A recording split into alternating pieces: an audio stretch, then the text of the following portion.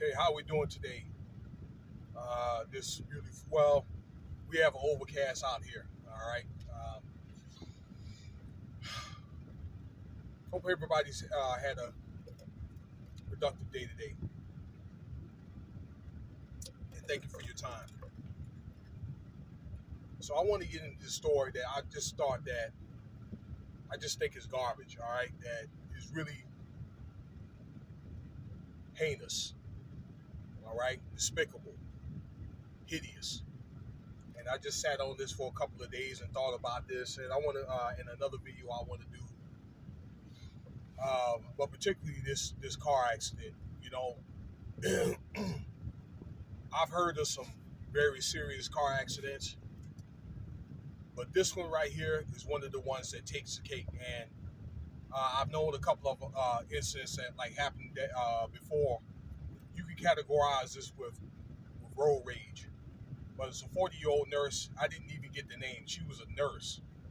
Okay, ran a red light out there in suburban LA, hit a woman pregnant. Okay, that had I think a 1.5 year old son. Killed this woman and like 6 or 7 others. You know what I'm saying? Tore up about, I don't know, 4 or 5 of the cars. On impact, the car caught on fire. Ran a busy intersection at 90 miles an hour during rush hour traffic. Why? Well, allegedly over an argument over a man. Okay? And this woman was drinking. Now, this is a nurse, all right, where your profession surrounds over over public trust. Okay, you have other people's lives in your hands as a nurse. Okay, I'm not saying that nurses and doctors or whatever that handle don't have personal problems. I'm not saying that. Okay, not saying that they cannot be irate. All right, but to be able to take their frustration or anxiety out on somebody else. Okay, particularly, and like I say, you don't know who you may encounter. And through this is a prime example of what I'm talking about. Okay, you really don't realize these things until you've already done it. Okay, now this woman is being charged for vehicular manslaughter and gross negligence. Okay, so she's gonna be in jail for the rest of her life. Count on that. In addition, I believe that there's also like a DMV problem because my understanding, she's had like 12 other accidents at fault. How is this woman able to drive this long? Okay, uh, but there's debate about how she able to keep her job. But I don't think that there was a charge, or maybe they didn't do a background check. These hospitals, with her working in her profession that she's worked in, maybe anything to check, and maybe there wasn't any type of evidence that it was like that she weaponized a vehicle or anything like that. Okay, so they could have just been like at fault accidents. So it's probably because of that. It's one of the things that could have been overlooked. As long as she could be able to do her job. And right now they're critically short on nurses, particularly after what's going on over the last 2 or 3 years and so forth.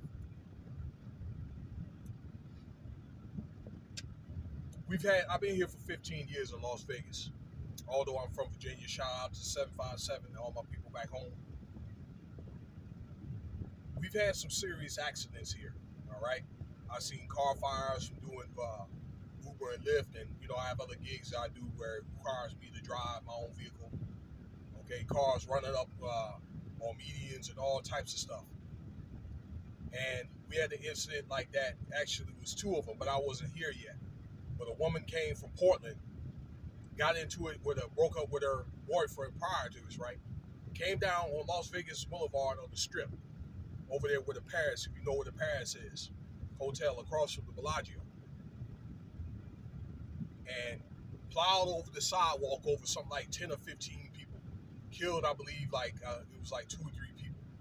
So when you see those bowlines that they put on when you come to Las Vegas, that they're putting or already put on Las Vegas Boulevard, they want to keep incidents like that from happening. In fact, there's talk about in certain parts of the strip just shutting it down altogether, okay?